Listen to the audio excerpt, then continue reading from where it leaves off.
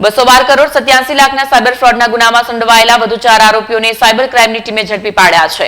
Surat cyber ક્રાઇમની ટીમે બાતમીના આધારે અમરોલી વિસ્તારમાં દરોડા પાડી 212 કરોડ 87 લાખનું સાયબર ફ્રોડ ઝડપી પાડ્યું। આ ગુનાની તપાસ સાયબર ક્રાઇમની ટીમ દ્વારા હાથ ધરાઈ, જેમાં આ રેકેટમાં સંડોવાયેલા અને નાસ્તા ફરતા આરોપીઓ જેમાં બિપિનભાઈ અશોકભાઈ સાવલિયા, અંકિત પરી ગોરધનપરી ગોસ્વામી, ચેતન પ્રફુલભાઈ લીમાણી તથા અજય ગોરધનપરી ગોસ્વામીને ઝડપી પાડ્યા હતા।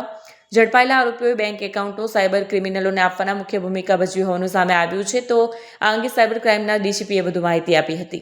पिछले वर्ष के 10वां महीना में सूरत शहर साइबर सेल द्वारा अमरोली विस्तार में एक रेड करने में आई थी कोसाड़ आवास में, जिसमें मुख्य आरोपी प्रवीण दादल को अरेस्ट करने में आया था और उसके पास से हमको 154 बैंक अकाउंट के किट वगैरह मिले थे।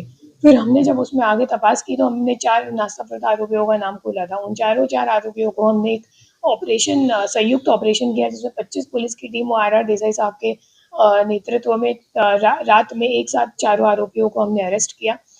उनके पास जो जितने बैंक अकाउंट्स थे उनका जब हमने आंकड़ा निकाला है तो हमें पता चला है कि टोटल 212 करोड़ के ट्रांजैक्शंस उन अकाउंट्स में हुए हैं और उसके साथ साथ टोटल 410 एनजेसीआरपी कंप्लेंट्स उन अकाउंट्स के सामने दर्ज हुई हुई है।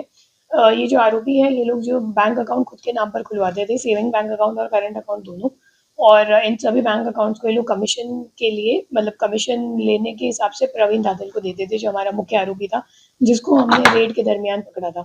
और जो कमीशन का अमाउंट है वो सेविंग बैंक अकाउंट के लिए 30,000 रुपया फिक्स था और करंट अकाउंट के लिए 1 लाख रुपया ये लोग लेते थे। इनको कहाँ से पकड़ा गया?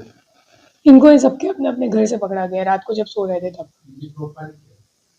ये लोग जो है कम पढ़े लिखे हैं, ज़्यादा पढ़े लिखे नहीं है, और ये लोग खुद के नाम पे अकाउंट खोल के एक एक्स्ट्रा एडिशनल इनकम के हिसाब से ये लोग ने प्रवीण दादल को अकाउंट देने का काम किया है।